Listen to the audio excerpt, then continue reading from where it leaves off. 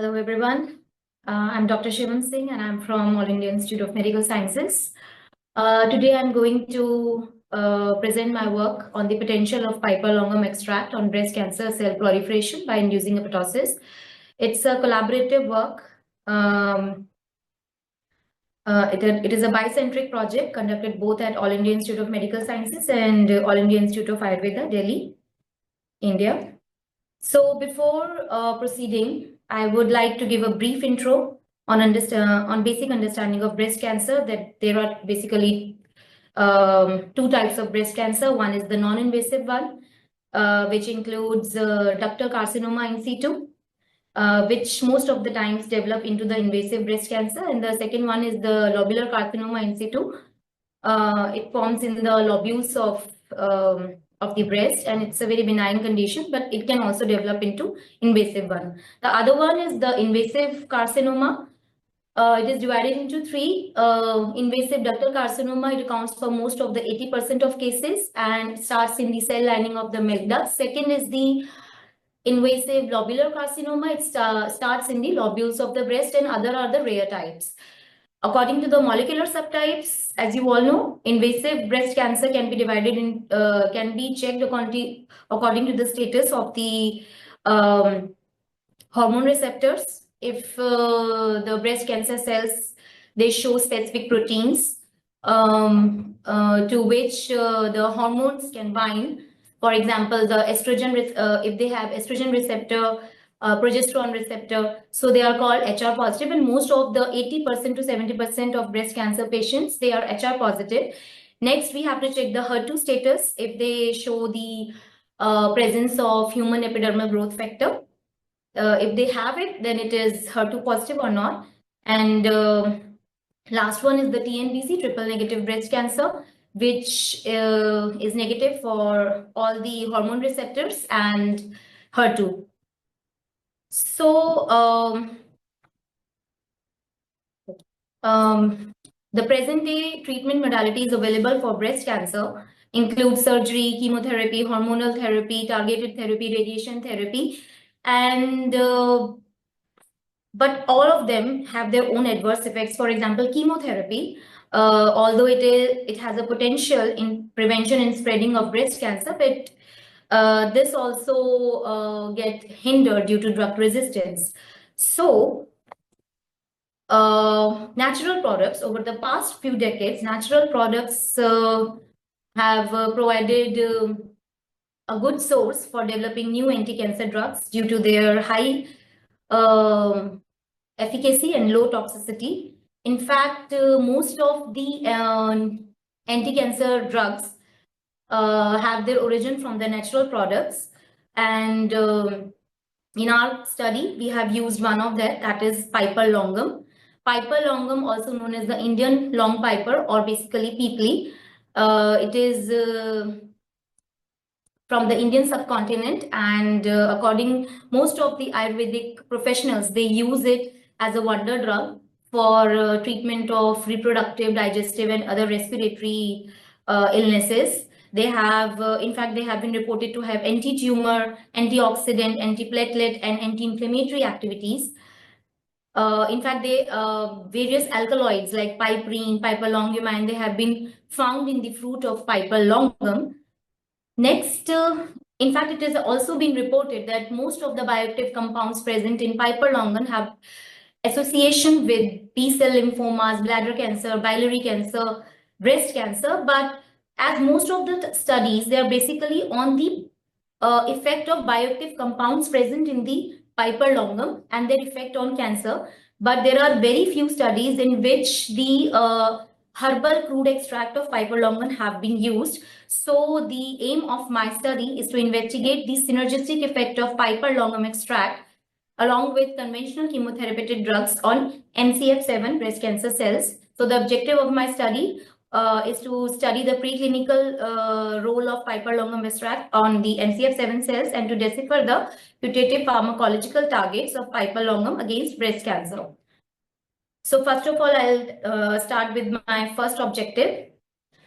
Actually, it is a clinical trial, but right now I have done with the I'm in mid with the preclinical study design. This is my preclinical study design in which the breast cancer cells, they were treated with Piper longum extract, and other group was treated with the conventional chemo drugs as well as the Piper longum extract, and then various assays were performed like MTT assay, cell cycle analysis, apoptosis, and RNA extraction was also, we are in the process of doing RNA-seq, and we have extracted the RNA from different groups.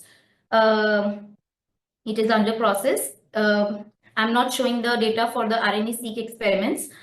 So basically, this is the schematic representation. I don't know why this is schematic representation of the bioanalytes of Piper longum fruit. First, we make a powder of the Piper longum, dried Piper longum fruits by grinding, and then we try to make we try to use different extraction methods. For example, the cold maceration method, the powder was added in 5 liters of double distilled autoclaved water and then kept at room temperature for 12 hours. Next, we also did the Soxhlet procedure in which we prepared the aqueous extract by adding the double distilled water, and the other one in which we used 1:1 ratio of water and ethanol hydroalcoholic extract. Next day, all the mixture was filtrated and the solvent was incubated at 55 degrees centigrade overnight to evaporate maximum water. The extract in the form of paste was collected for further experiments. We also did the piperine HPTLC, as piperine is the major alkaloid present in Piper longum and Piper nigrum. So it is just a control experiment to see that if our extract is showing piperine or not. It has nothing to do with my further experiments. And it showed that piperine was present in the aqueous extract, in the hydroalcoholic extract, and in the aqueous extract by the cold maceration method. Next, I used the aqueous extract from the cold maceration method because it did not contain the alcohol with it. And I did MTT assay to find the IC50 value of this extract on the MCF7 cells, and 3.125 microgram per microliter was used as the IC50 for further assays. So earlier was the MTT assay using only the Piper longum extract. So we wanted to study whether the Piper longum extract has any provide any synergistic influence to the against the MCF7 cells when we use it in combination with the conventional drugs, chemotherapeutic drugs like paclitaxel and doxorubicin.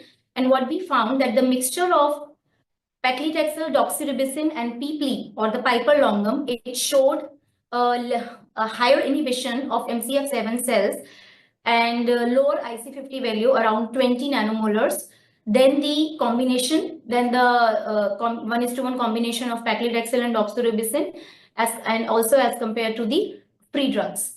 And the combination index of the extract was also found to be higher, 0.43, as compared to the 1:1 molar ratio. Next, we tried to check whether the Piper longum extract treatment induces any apoptosis in MCF7 cells. And as we can see here, as compared to the untreated cells, the extract treated MCF7 cells, they showed more apoptosis, in fact late apoptosis, as compared to the untreated MCF7 cells. Next, we also wanted to check whether this treatment induces any effect on the cell cycle, and we found that the Piper longum extract treated cells, they induced G0, G1 arrest in MCF7 cells as compared to the untreated cells. So Piper longum was doing something in the cell cycle, but all these experiments, they need further validation, and we are doing this. So this was all about my first objective. Next, we also tried to find the putative pharmacological targets of Piper longum extract against breast cancer to predict effective inhibitors of breast cancer related targets using phytochemical ingredients extracted from the fruit of Piper longum. For this, several critical steps such as collecting and organizing information about the chemical compounds found in Piper Longum, building a network using analytical tools, identifying key nodes through network analysis, and we also validated the results and interpreted findings to identify potential drug targets and therapeutic applications, which showed network pharmacology analysis is a potent approach for exploring the intricate interactions between natural compounds and biological systems. So for this, bioactive compounds were identified using literature mining and impact database, that is Indian, I'm sorry, I forgot, Indian medicinal plants, phytochemistry and therapeutics with Piper Longum as keywords. All the compounds and their canonical sequences were retrieved from PubChem. Then these compounds underwent ADME analysis using Swiss ADME server, and we identified 19 potential drug-like ligands originating from the fruit of Piper Longum. Additionally, a boiled egg diagram was also predicted for the selected compounds, which showed that these compounds exhibit lower molecular weights, generally below 500 to 600 Daltons, indicating their potential for efficient permeability across the gastrointestinal tract, as you can see from the human intestinal absorption. It's not visible because of that. Oh. And also they have a blood-brain barrier. They cannot pass through the blood-brain barrier. Among the phytocompounds, most are non-substrates for P-glycoprotein and therefore can avoid the PGP efflux. After that, I have tried to find the potential targets of Piper Longum compounds, for which Swiss Target Prediction Tool and Swiss SuperPred Therapeutic Target Database, SuperPred databases were used. Target selection was conducted using the Swiss Target Prediction Tool with a p-value greater than 0.4, and for SuperPred, targets with a p-value exceeding 80 were chosen. After that,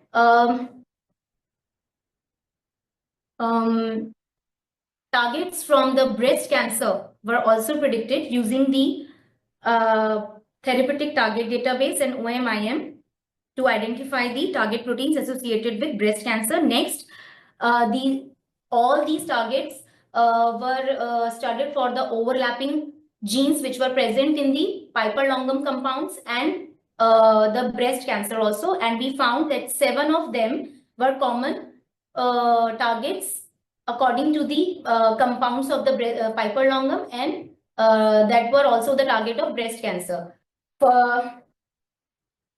Using these and string database, we constructed a protein-protein interaction network and found these 7 genes to be interconnected.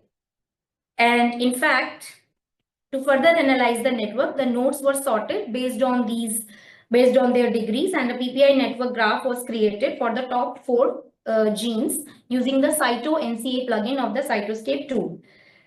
The DC, as you can see here, the degree or the degree centrality, DC is the betweenness, and next is the CC, the closeness. Here DC measures the number of direct connections that a node has. BC quantifies the number of times a node acts as a bridge along the shortest path between 2 other nodes, and CC measures the closeness of a node to all other nodes in the network. So from these, CDK exhibited DC, BC and CC values that surpass the average values. Therefore, CDK4 was found to be the potential putative breast cancer target associated with Piper Longum intervention. Next, CytoNCA plugin was also used to construct the component disease target network map. The components were subsequently arranged in ascending order of importance based on their degrees. Among them, the bioactive compounds analyzed norcephiradione B, aristolactam B2, picratine, longamide, and aristolactam A2. They showed the highest degrees. So we did our further studies using these compounds. In fact, the StringDB database was also used for pathway and process enrichment analysis. As you can see here, the targets linked to the phytochemical components found in the fruit of Piper longum were associated with a variety of biological processes, including the regulation of G2M transition of mitotic cell. Targets for cellular components include transferase complex, cyclin-dependent protein kinase, holoenzyme complex. As I told you that I have found CDK4 and CDK1 from the hub genes. And according to the Keck pathway analysis, important pathways besides oocyte meiosis include those in cancer like viral carcinogenesis, cellular senescence, P53 signaling pathway, small cell lung cancer, and PI3K AKT signaling pathway. Next, we wanted to find the expression of unique genes for which gene expression profiling interactive analysis database dataset GPR2 was used. And top 5 breast cancer hub genes CDK4, CDK2, CDK1, and ORCA and PIK3CG using breast invasive carcinoma dataset for tumor normal comparison were used. And they showed a significant difference in fact 1085 tumor tissues and 291 normal tissues were used by the TCGA BRCA dataset. CDK4, 2, 1, and ORCA, they were found to be upregulated as shown in the box plot diagram and overexpressed in the BRCA dataset. But the expression levels of PIK3CG was highly downregulated.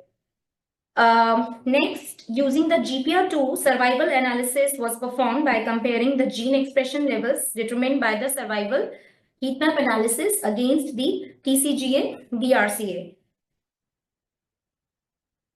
The survival heat map, as you know, is a visual representation of the survival data that illustrates the relationship between specific variables. In this case, the top 5 breast cancer associated genes and the survival outcomes such as overall survival time for various individuals or groups, which showed among these, the 5 breast cancer associated genes CDK1 and CDK4 were highly expressed in BRCA dataset. However, other genes, namely ORCA and CDK2, they were moderately expressed in BRCA dataset. But as you can see, the blue color of PIK3CG showed negligible expressions. So this can help in recognizing the prognostic impact. Prognostic impact aids in the understanding which genes are associated with better or worse survival outcomes, and it can help in identifying potential biomarkers for prognosis and treatment strategies, for which the Kaplan-Meier plots were also constructed. Which showed that certain genes with high expression and associations with survival in patients with BRCA included CDK1, CDK4, ORCA, and CDK2 as shown by their HR index. Additionally, the expression of PIK3CG gene was associated with lower prognosis and lower survival risk in BRCA patients. The heat maps that resulted earlier indicated that both the genes CDK1 and CDK4 at diagnosis can be considered undesirable prognostic genes and may lower the overall survival of the BRCA infected individuals. Next, we also tried to do molecular docking and visualization, for which corresponding PDB structure of the core target, that is CDK4, was downloaded from the protein data bank in PDB format. The corresponding 3D conformation SDF files of the top 5 Piper longum bioactive compounds were downloaded from PubChem. They were all uploaded to the CDDoc. It's a software for cavity detection guided by blind docking. Only those protein ligand complexes were selected which had binding affinities below -7 kilocalories per molecule. And this binding affinity showed that among the observed results, 4 CDK4 ligand complexes displayed binding affinities below -7, and these were CDK4 norcepiradione B with a binding affinity of -9.1, CDK4 aristolactam B2 with a binding affinity of -8.3, CDK4 piperidine with a binding affinity of -8.3 and CDK4 erythrolactam A2 with a binding affinity of -8.7. So they could it can be shown that CDK4 can be a mutative target for these bioactive compounds present in Piper longum. So in summary, I can summarize all my results by saying that a decrease of MCF7 cell proliferation was observed with increased concentration of Piper longum extract compared to the single free drugs. The paclitaxel doxorubicin PPLI mixture showed significant inhibition in cellular proliferation of MCF7 cells. Piper longum extract treatment induces apoptosis in MCF7 cells and G0, G1 arrest. Next, the last is the network pharmacology investigation revealed a connection between the phytochemical constituents and genes CDK4, 1, 2, ORCA, and PIK3CG. These genes, they have established links to breast cancer and they play essential roles in the critical cellular pathways involved in the disease progression. In conclusion, I would like to say that these results indicate that Piper longum might have a strong anti-cancerous potential. Network pharmacology approach also identified potential bioactive substances and their corresponding targets for treatment of breast cancer, but other functional assays are warranted to validate the efficacy of the Hulber extract against the breast cancer, which will be carried out in our lab very soon. And with this, I would like to end my presentation.